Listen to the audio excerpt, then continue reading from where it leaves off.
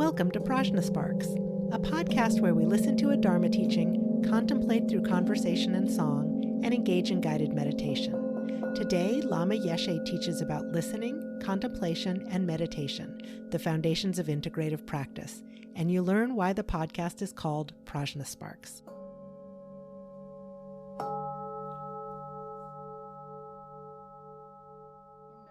Lineage of Tibetan Buddhism, which is what I follow and know a little bit of. I don't know a whole lot about the other traditions.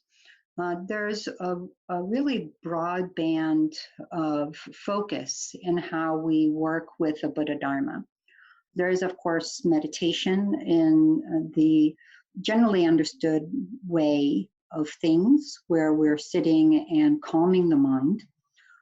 Then there are investigative kinds of meditation that involve examining the mind in different ways that progress through a spectrum of experiential inquiry in the Mahamudra tradition. Mahamudra is a major focus of the Kagyu lineage. And then there are also Vajrayana practices, very elaborate practices using meditational deities and ritual in an extremely intimate, immediate approach to gaining understanding and unveiling the natural qualities of mind. All of these approaches have as a starting point the idea of Tathagarbha, or a Buddha nature. Buddha nature is a central theme in the Kagyu lineage of Tibetan Buddhism. It's the premise that wherever there is mind, the nature of that mind is itself Buddhahood, and that the point of spiritual practice is to reveal that nature in its full glory. What's obstructing that nature are literally called obstructions from karma and kleshas. Those are two Sanskrit words meaning action and basically affliction or disturbing emotion, as well as cognitive obscurations, basically just not knowing or misknowing the way things really are. So the point of practice is to release that Buddha nature from the two major obscurations, the klesha and cognitive obscurations, or emotional and intellectual obscurations. And all of these forms of practice are integral in doing that. There are many different ways of practicing because there are many different people with many different predispositions, many different interests, many different strengths. And the idea is basically to throw everything possible out there so that each individual will find an approach that resonates for them and that works well for their progress. But one style of a practice is almost omnipresent throughout all these different styles. It's something that's central to the Tibetan Buddhist monastic scholarly tradition. Monks and nuns in Tibetan Buddhist monasteries from the very start of the lineages and to the present day engage in very rigorous scholarly inquiry, lots of study, lots of analysis, lots of meditation in a different sense than is the usual picture of a serene person sitting cross-legged on a mountaintop somewhere.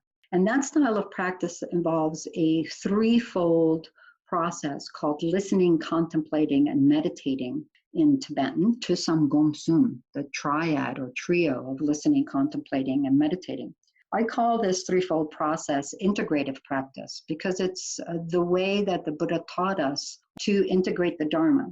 And it's a style of practice that I think is unusually suited to Western practitioners. The typical Westerner, however minimal their education, however unintellectual they take themselves to be, will often be a lot more acclimated to academic study than some of the traditional practitioners in a monastic college setting in ancient Tibet, for example. So this process, which is very analytical and very experiential, takes a strength of the Western intellectual capacity and also a longing for bringing the Dharma into our experience, which I hear all the time in all of the various centers that I go to. This practice is actually unusually one that is enduring through lineages. We see the Buddha in the Pali Suttas talking about the process of listening, contemplating, and meditating, together with the prajna, or precise knowledge that comes from these, in the very earliest of the Buddhist teachings. And it goes on through all the traditions of Buddhism, and we find it in Tibetan Buddhism practice in a very live fashion to this day. So what exactly is it? What is this integrative practice? Each one of these is a piece that you could spend hours on, because it's a very live practice. It's a very diverse practice, and it's very individualized. That's one of the things I really love about this practice, how diverse it is. It's also very natural. We do this kind of thing all the time in our everyday life. We call it study or research or any number of generic terms, but the aspects of listening and contemplating and meditating that we use in a Dharma context are not alien to us. They're actually quite familiar. So using them as instruments for contemplative inquiry is actually a fairly simple process. It's fairly easy to transition to using them in this way, because we're actually fairly familiar with the building blocks. Listening is really about input. At the time of the Buddha, there was no tradition of writing down teachings as we do today. Almost anybody listening to a Dharma teaching today is busily scribbling notes, and we're a much more literate culture than in the past. And actually at the time of the Buddha, it was considered taboo to write scriptures, to write down spiritual teachings. And the Brahmanic traditions of his day, it was actually considered impure. So Brahmin priests, for example, in the India contemporary to the Buddha, would need to purify themselves after writing scripture before actually engaging in ritual. It was considered a taboo thing to do. So it's called listening because that was the main way that teachings were input. And when we look at the original suttas of the Buddha that were first committed to writing some 5 centuries or so after his passing, there's a lot of repetition in the suttas because that was the best way to remember them. They were really committed to memory, and this is a really essential part of this listening piece. Nowadays, folks are not really excited about the prospect of memorizing just about anything except for jingles and things that somehow get into our brains through earworms and then just never get out of there. But the idea of listening is really focused on that sense of memorizing, hearing them so many times that they just jump to the mind. There's a sense of understanding the terms, which is a key part of listening. It's a semantic knowledge that comes from this. We understand the individual words and the way they were meant in the context of the teaching. This is another really critical piece about integrative practice. It is extremely contextual. The same term will mean different things philosophically in different traditions of Buddhism. Even within Tibetan Buddhism, the same term may have different philosophical senses in different lineages. So listening is about being attentive, being retentive, and also being very precise. There's lots we could say about how to listen, but that gives us a a big introduction for what listening is about. And we'll explore each of these in more detail as we go on. But this first part is really about input. I love to think of integrative practice in the context of something we all love to do, eating food. Dharma listening is like ingesting. We take a delicious meal, and the first thing we do is we put it in our mouth. As soon as it's in our mouth, the saliva is starting to break down the nutrients. Of course, it doesn't break them down to the point that you can inject it right into our cells and have it be useful, but there's already a process of developing towards integration happening. That's what's happening during the listening. We're getting very precise about what the words mean in a way that is attentive and also retentive. We're really holding on to the sense of things. To the extent that things slip out, we go back and we refresh our understanding. So that's the listening piece. And as we go through this, I'm talking about it as if it was very linear, but we're going to start to see how they each all feed back on one another continually. It's a multi-dimensional, multi-temporal process that doesn't occur in a straight linear progression, but is explained in that way because it's easier to understand. So once we have a sense of listening, so for example, we might hear the term integrative practice, or the Tibetan term Chusam Gomsum, or the translation of that, the triad of listening, contemplating, and meditating. And the first time we hear it, we're like, I understand those words. I know what the word listening means. I know what the word contemplating means. I know what the word meditating means. But that's not very precise yet. We know what it means very generally. And even if we go into a Merriam-Webster or other English dictionary, we will find a gazillion definitions for each of those terms. So now we're going to start honing in what exactly is meant by the particular term in the particular setting. That's how we're developing the prajna that comes from listening. Prajna is a Sanskrit word also. It means precise knowledge, roughly. And it means knowledge that is very particularized, that's very contextualized and very precise for that context. So each of these steps, listening, contemplating, and meditating, develops a prajna, a kind of knowing, a precise knowing. The prajna that comes from listening is basically semantic knowing, being very clear about the meaning of the terms in the context of the particular teaching. That's what comes about through the attentiveness. The retentiveness is what allows us to always remain within the scope of that intended meaning. That prajna, that semantic precise knowing, is what we take into the next stage, contemplation. Contemplation means reflecting on the meaning of the terms, reflecting on that semantic knowing in a very precise way.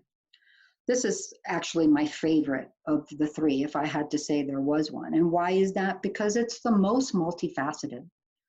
Listening to a podcast can be listening.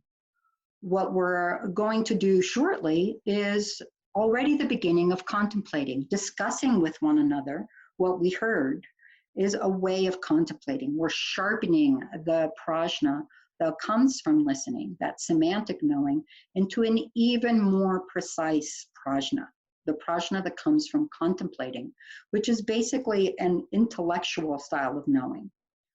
It's an intellectual understanding. And contemplation can be discussing with one another. It can be reflecting on what we heard in the teaching and making sure we understand it. It might be writing out all of the different meanings of the word that we heard. It might be any kind of creative, individual ways that we have to engage the teachings on a personal level. This can also be something that happens as we go about our day. It might be something that we do on a meditation cushion in a very focused way. But a lot of the times this contemplation opens a space of inquiry in our mind where we find that even as we go about the day, we're driving or washing dishes or vacuuming or taking care of the kids or whatever it may be, little bursts of insights start to come to the surface. This is prajna rising to the surface in a very immediate way. Contemplation is really about starting to take that semantic knowledge, which is rather dry, and starting to mix it with the moisture of our own experience, our own knowing, our own lives.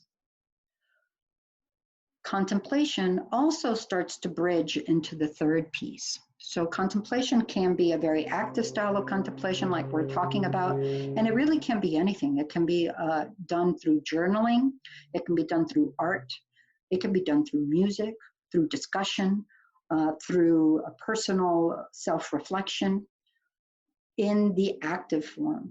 And then in its more meditative form, we're actually on the meditation cushion, and we might even have created a list of points on the particular topic we're listening and contemplating. In our case, we're listening and contemplating about integrative practice right now. So we might actually go to the cushion and say, do I understand what the listening part is? Do I understand what the contemplating part is? What is that precise knowing that is particular to contemplation, that intellectual understanding? As we do that on the meditation cushion in a formal style of contemplation, we start to shift into the third of these, the meditation. This meditation is not exactly the same style of meditation that we're used to. It's often called shamatha, or in Sanskrit, tranquility meditation or calm abiding meditation. This is the standard foundational style of meditation for all Buddhist practice, the style where we are calming our mind to a very concentrated, clear state. This forms the basis of the meditation phase of integrative practice, but that's not all the meditation phase is about. The meditation phase is actually a balance, an alternation between contemplation and meditation. So the contemplation takes up where the active contemplation leaves off. We have that intellectual understanding of whatever we've listened to and contemplated. And at some point we have a sense of, oh, I understand that. I get it. It might seem like a just sense of solid knowing and grounding. It might, if it's something that we've struggled with, we might suddenly get an insight that feels like a eureka moment or a light bulb going off, or oh, I got it, an epiphany of sorts. This is what comes about when we're doing that formal style of contemplation. The first time we do it, it may take some time. It's massaging. It's like the food example where now it's in the stomach. The food gets down to the stomach and we're digesting it. It's a lot more aggressive than the saliva in our mouth processing the food. Now we're really getting down to a more usable bits of information.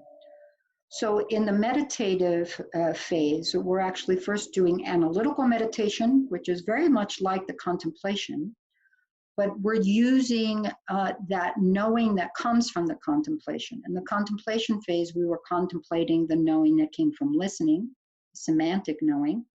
In the analytical meditation phase, we're using the prajna, the precise knowing that comes from contemplation and intellectual understanding. So what we do is we take that contemplation and we basically say, okay, I understand what it's saying. At this point, you're not saying, oh, I agree with everything the Buddha says. You're just very clear that you have an accurate understanding of what is meant in the teaching, whatever it may be. And then we use that view to dialogue with our own view. You say, well, how do I experience this? Is this really how I see it? If it's not how I see it, what do I think about it? And we go back and forth. It's almost like we're on a witness stand and the Buddha's advocate is questioning our view against the view of the Buddha. And there's the one difference is that it is not adversarial. It's very much a back and forth. And you see this very vividly and very beautifully in the Tibetan style of debate, which is very physical and can seem very aggressive, but is actually just a really powerful way of putting ourselves and our views to the test for ourselves. This is all happening interiorly. It's an inner dialogue that we're having with the Buddha's teaching.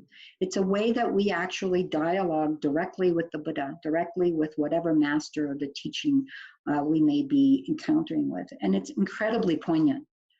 It's also a way that we contact the natural world and the experiences around us in an immediate way. The Dharma isn't just about some faraway time in the future, it's about here and now. The Buddha famously talked about how the Dharma changes our life here and now, as well as down the road. So what happens in that contemplation, again, is very rich, very personal, very individual. We're really dialoguing with the Buddha's teachings. Some of it might be that we realize, oh, I really thought I agreed with this topic, say karma, for example. But what I think of as karma is very different than what is it being explained in the Buddha's teachings. Or we might say, oh, I don't agree with this altogether. And I'm not entirely sure I can even have this conversation with the Buddha. And that's fine. There's no requirement to do this. But that very sense of, I'm not ready for this right now, is itself a precise knowing. What comes out of that analytical meditation is a sharpened form of precise knowledge.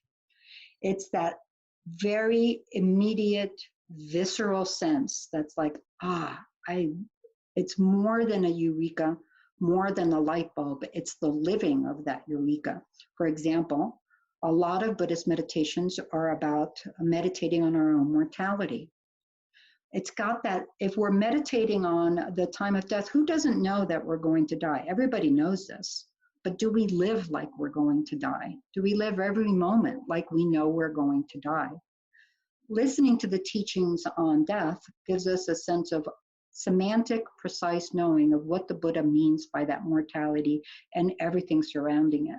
Contemplation gives us an intellectual understanding of the various points that we can use to get closer and closer and closer to that experience that is so vulnerable that most of us don't go there. The analytical stage of the meditation is where we actually go there, where we actually put ourselves through various different methods that a lot of the times you work with a teacher or with a text, to get us to that visceral sense. It's that same visceral sense that you get if somebody cuts you off on the highway and you think, oh my gosh, I could have died. That same kind of powerful visceral sense. Now, with death, that sense can feel like fear or panic. With less emotional topics in the Dharma, it may not have that same valence. It may have a different kind of visceral sense. It can feel like warmth. It can feel like light. But there is almost always an embodied feeling, an embodied sense that goes with this, a felt sense that gives us that visceral aha, that visceral epiphany. That epiphany that cuts through superimposition. Superimposition is an important word in this tradition. It means taking something to be other than it actually is, putting a conceptual overlay on something that covers up how it actually is. The prajna, the precise knowing that comes from meditation, cuts through superimposition, cuts through the veils that cover up how things actually are in a very sharp and immediate way. In the analytical phase, that comes up in what is called nye in Tibetan. Literally, it means definite knowing. It's a clear knowing. It's that sense of epiphany, aha, eureka, that is a felt sense. As soon as that comes up, we stop the analysis. And that experience becomes the object of our meditation, Just as in regular shamatha practice, it's very common, for example, in shamatha or a tranquility meditation to use the breath as the object of meditation. And we stay with that breath as long as possible without distraction outward, which is agitation, or caving inward, which is dullness. In this resting phase of the meditation, we take that clear knowing that came out of the analytical part of the meditation, and we use that as the meditation object, similar to what we would do with the breath in standard shamatha practice. We stay with that clear knowing, with that immediate experience of clear knowing, as long as we're able, without distraction outwardly or inwardly. At first, when we're doing this practice, we're not able to stay with that very long. So when we catch ourselves getting distracted, unlike shamatha, where you usually just go back to the object, first we have to find our object again, because here in this practice, when we get distracted, that means that we're no longer with that real sharp, immediate sense of clear knowing. So we go back to the analytical meditation and really stoke that clear knowing again until it feels very immediate, and rest in that. So the meditation part of listening, contemplating, and meditating is that dance between analysis and rest, analysis and rest. It's an active and repose flux, almost like a heartbeat, a systole and diastole of beat and pause, beat and pause. Early on, when we first start working with a topic, we will probably spend a lot more time on the analysis phase of the meditation than the resting phase. The other thing about this is that the resting phase does sort of assume that we have a decent basis in shamatha practice, the ability to rest with a meditation object. So that is a practice that we do in addition to this integrative practice. Like in every other Buddhist practice, shamatha is the basis. So that gives us a sense of the listening, contemplating, and meditating. Well, what does it do? What this is doing is the prajna that comes out of meditation is a meditative knowing. It's like the food has already been digested in the stomach, and it is down to the building blocks, the actual energetic material that can now go into the cells and be integrated into the body, assimilated into the body, and used for the energy and purposes of the body. So it is that meditative knowing that starts to shift our view about the world, about ourselves, about what is apparent and what is genuine. It becomes our new operating system. That's another way to think about integrative practice. Actually finding information, identifying that it's what we want, and then downloading it so that we can actually use it. In any of the ways that you exemplify integrative practice, what is going on here is we're taking Dharma teachings that are out there somewhere, and we're making them the core of our view. Integrating them means bringing them inward, bringing them inside, which I always find very poignant. The Tibetan word for a Buddhist is Nangpa, which means inwarder, one who looks within for the answers, for the questions even. And that's what integrative practice does. It helps us to turn inwards, to modify our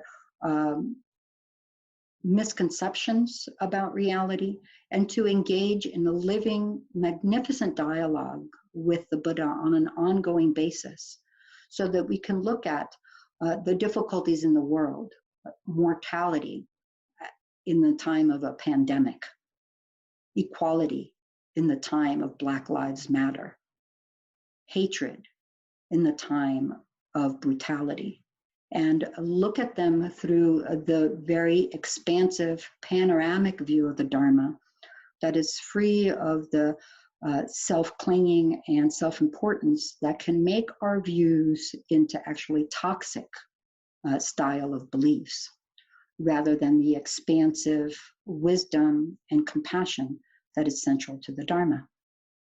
So that's it. That's why I love integrative practice. It's also content neutral. It applies to any Dharma that you're working with. So it's a style of practice that you can learn and apply to whatever Dharma is immediate and present for you right here and now.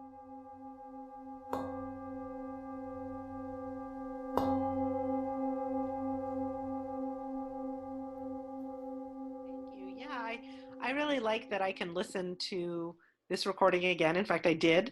And that was really helpful because I knew that the first time when I was hearing you do the teaching, I was like, oh, I know I missed something. And so I was able to go back and make sure that I got that fully. And so that's wonderfully helpful for listening. And you talked about how, listening, you're already starting to do the contemplation. And I love also how you talked about the variety of ways that people can contemplate.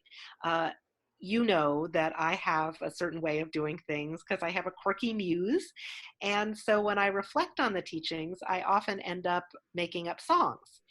And you have encouraged this. I remember it started when you were studying at Pulahari Monastery in Nepal, and I came for a 10-day meditation retreat. And it turns out that if I am being silent for 10 days, then I end up writing a lot of songs.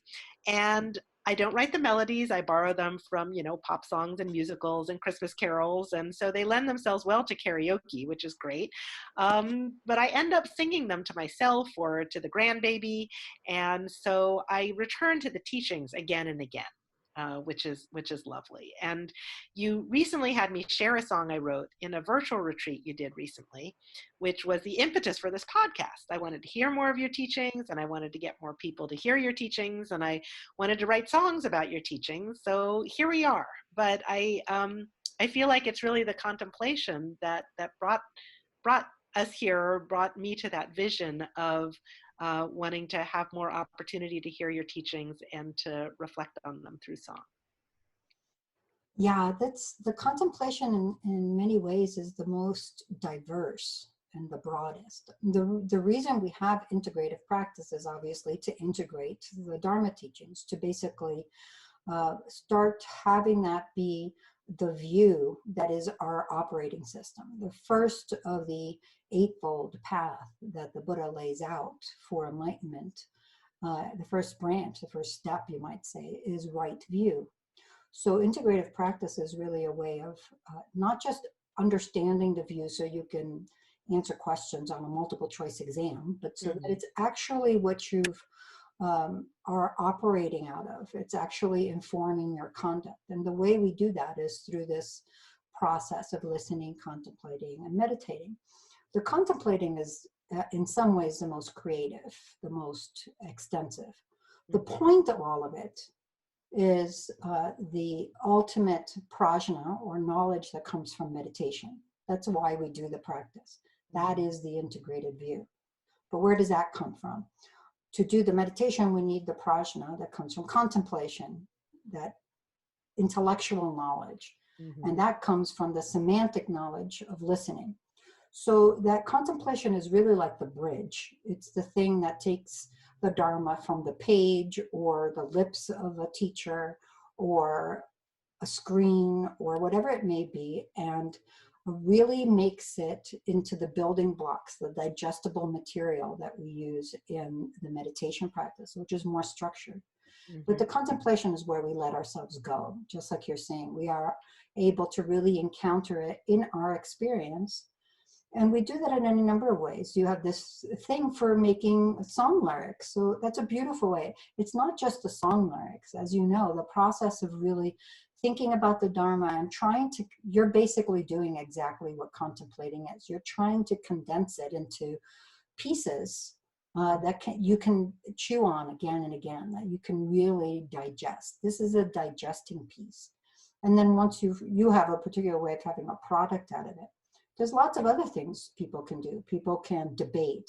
Tibetan Buddhism is very famous for its very elaborate forms of monastic debate, where there's lots of shouting and clapping of hands. And it's a very physical kind of contemplation, which we normally don't think of about contemplation.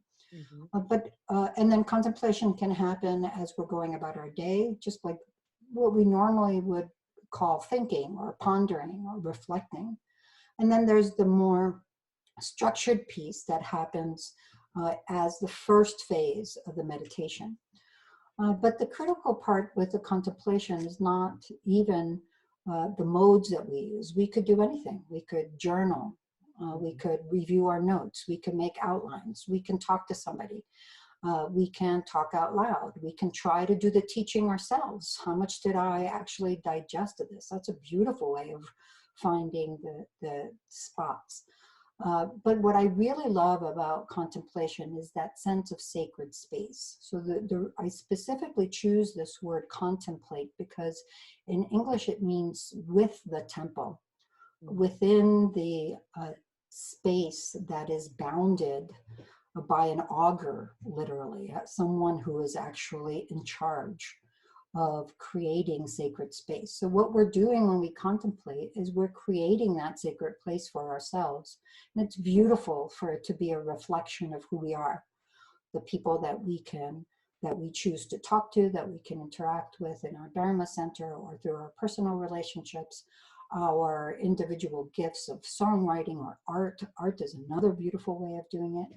It's really a way of our starting to bring it into our experience. And then it continues forward as we go into the analytical phase of the meditation. But what happens in the contemplation, whatever mode we use, is we're actually developing intellectual knowledge. Another way of thinking about it in non-spiritual contexts is we're studying.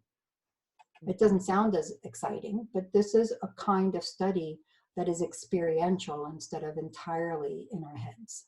Mm-hmm. So this is one of the reasons I wanted to get to have these conversations with you, because you completely blow my mind when you talk about some of these things like contemplate. It's like contemple, it's within the temple. And so that's just such a striking way of thinking about it and using the words to really develop that understanding. So thank you. I feel like that's just a wonderful gem that you shared. So that's great. I'm glad you like that. Yeah, I love it myself, if I have to admit. And I love the piece about thinking about it as studying, because so I'm a professor, and when my graduate students are preparing for their qualifying exams, then I always suggest that they don't just read over the material, but they do something with it, you know, whether it's teaching it to other people or make a PowerPoint or, you know, something, make flashcards or outlines, but do something with it to kind of make it your own in a way to really integrate that knowledge. So it sounds like that there's a parallel there. Very much so. I mean, traditionally it would have been memorizing, and there's still a lot of memorizing that happens in this tradition. If that's something that's good for you, that's great. If you want to write poetry or verse, that's great. If you want to just journaling with Dharma work is a fabulous thing to do, because it's not just study, it's experiential study. You're putting your own experience into it. So it might be something like journaling about, well, how does this particular topic relate to my life? How does it interact with things that are happening around me in my world, in my family, etc. And it really becomes very potent. Yeah, I was really struck by you talked about it was taboo to write scripture.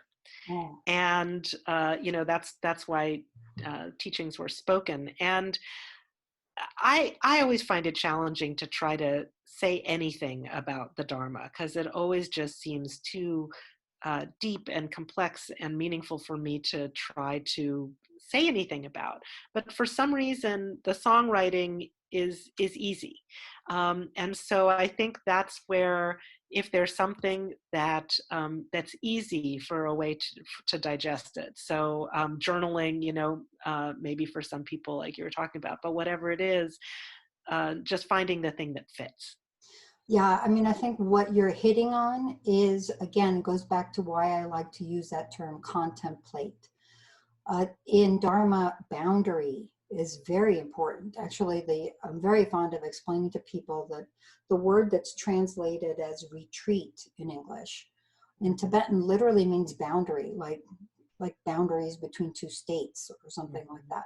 So what contemplation does in this sense is it's creating a boundary, a space that is structured by the actual teaching. So it's actually easier to work with it with the structure. The structure actually becomes freeing, ironically, because you're not trying to remember all of what was that and what was this. The pieces of the teaching are the structure, the boundaries. And then within that structure, you have all the freedom you want to dance, to sing songs, to do art, to make poetry, to journal. And that expression is always bounded. It makes it very easy because the structure of the material, the prajna that came from listening, the semantic knowledge, forms the forum, the arena for the contemplating. And that actually narrows the field to the point where it's a little bit easier. Otherwise, Dharma is immense and it's easy to get lost the way you're describing, where it's very hard to really be sure of what you're talking about. This approach really just narrows it to the particular topic. And as we go on with the podcast, we'll see how that works. And then that actually brings more freedom and more ability to interact freely. Great. So one thing I would love for you to do as we end our conversation today is, so the name of this podcast is Prajna Sparks. Can you talk a little bit about the meaning of the name? Yeah, well, Lama Zopa and I have a group called Prajna Fire. And so, of course, Sparks has to do with fire, but why fire? What does fire have to do with any of this? Well, when we think about integrative practice, think about what we're ultimately trying to do. It's always good with the Dharma to go back to first principles. What is the Buddha trying to do with all of these teachings? He's trying to cut through the very root of this cycle of existing, of constant rebirth, aging, illness, death, rebirth, aging, illness, death. So how do we do that? He identifies the knowledge of realizing the true nature of things, specifically the non-self nature of individuals and phenomena. In this tradition, that's how we describe that, as the antidote to ignorance that keeps us cycling in samsara. But how do we do that? The condition we're in is operating under this cloak of not knowing the true nature. So how do we use our knowledge, which is tainted by that, colored by that, to transcend that? How do we do that? There's a gap between our very dualistic, self-oriented way of experiencing the world and this non-self, that knowledge that transcends samsara. So how do we do that? We do it by listening, contemplating, and meditating. Each of those steps generates a prajna, the semantic knowledge that comes from listening, the intellectual knowledge that comes from contemplating, and this deep meditative knowledge that comes from meditation. That knowledge, of course, at first is small. But what it's trying to do is it's acting as an antidote to ignorance. So the example is that it's like one stick and ignorance is like the second stick. And we're rubbing our knowledge against our ignorance. In that part where we're doing the analytical meditation, first we contemplate until we get this sense of clear knowing. That's those two sticks rubbing together. It's that sense of taking the knowledge that came from listening and contemplating and rubbing it against the stick of our own mistaken ways of experiencing the world, not knowing what the world is. What happens when we rub two sticks together? Fire. In this situation, it is prajna fire, the fire that becomes so intense through our practice over time that it burns through not only ignorance, but even this knowledge itself, which is also dualistic. So it gets to that point where this prajna fire burns through even dualistic knowledge. Nothing is left. The only thing remaining is that pure, non-dual jhana, wisdom, yeshe. A perfect English word for it would be gnosis. And that's why in this podcast, we're working with the sparks that come off of that fire so that we can work with it more deeply in our individual practice until we have a direct experience of the true nature of things. Beautiful. Thank you. Thank you. This has been Lama Yeshe and Tanya Israel. Next, you'll hear Heather Stevenson with a song, and then Lama Zopa offering a guided meditation. Shivni Ratna is our Tibetan singing bowl artist. Thanks for listening. May all beings benefit.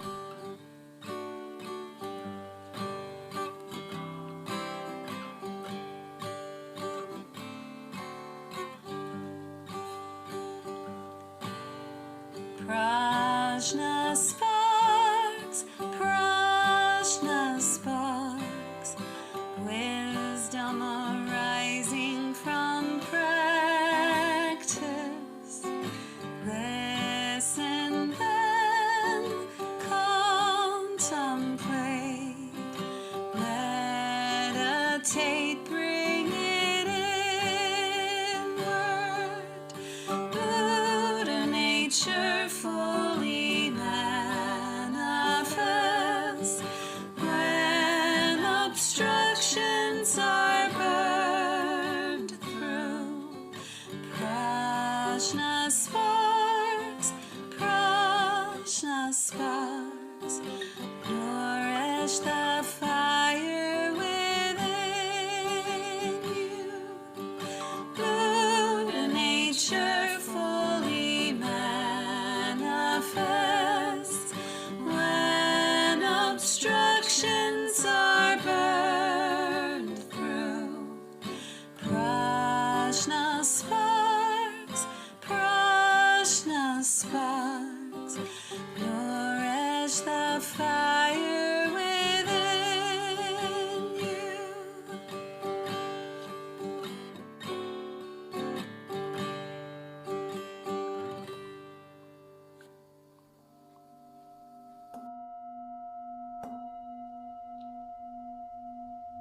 To begin our meditation, first just take a seated position that feels comfortable to you.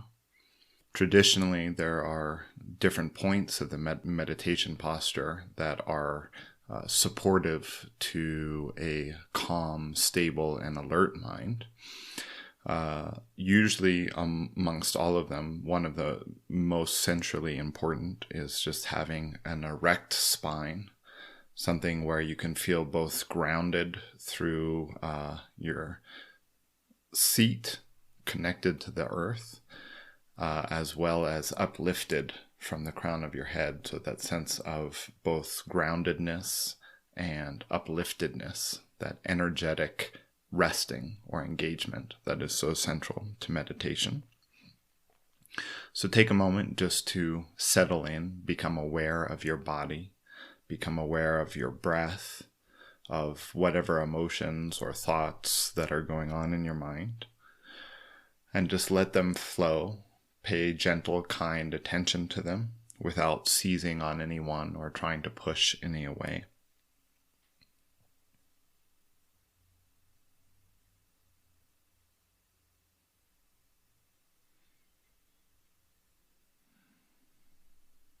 Next, we'll just take a couple of breaths to ground, to arrive fully present with wherever we are in our day, with wherever we are in our minds, allowing it all. So let's take 3 breaths to come settle here now.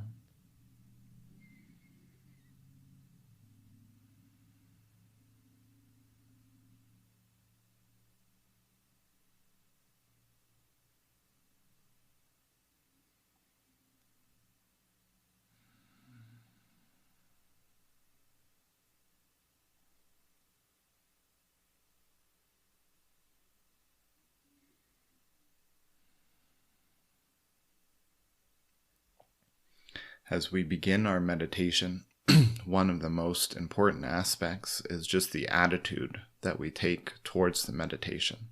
If we can have a sense of curiosity, of playfulness, of experimentation, of really wanting to discover what our mind is like, this is incredible aid to the lengths to which we go in our meditation, to how far we can take it. For today's meditation, we'll be focusing on shamatha, that foundational meditation, which is the basis for being able to stay with the clear knowing that we generate through our contemplation and analytical meditation. So for shamatha, we can just think about it as finding that balance point between our the lucidity of our minds, the knowing aspect of our mind, and the resting aspect. It's continually tuning that dial where we're neither distracted nor dull. We're able to remain on the focal referent that we've chosen. In this case, we'll work with our breath. So as the breath leaves our body on the exhalation and comes back in on the inhalation, we just pay attention to it. We let that be the anchor for our meditation. And whatever thoughts that might come into mind, we don't push them away. We don't try to stop them, but we also don't get engaged with them. And anytime we do get engaged, we just allow ourselves to return back to the breath. Notice the breath and settle back into that. So if you would like to, for this recording, we'll just do that for 1.5 minutes. But if you have more time, I strongly encourage you to pause the recording and take however much time you can to do this, 5 minutes, 10 minutes, however long.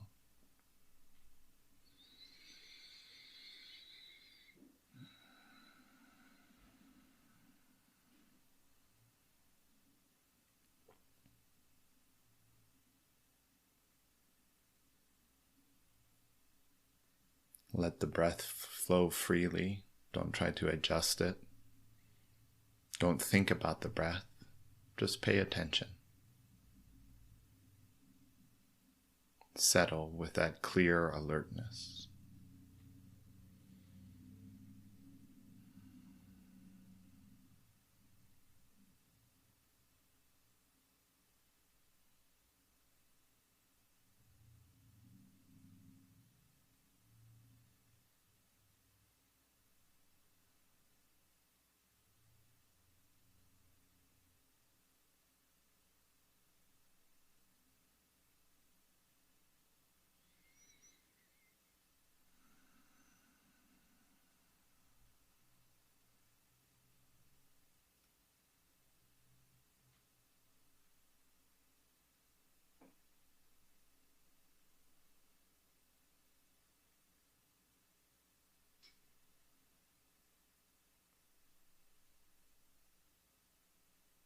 Thank you for your practice.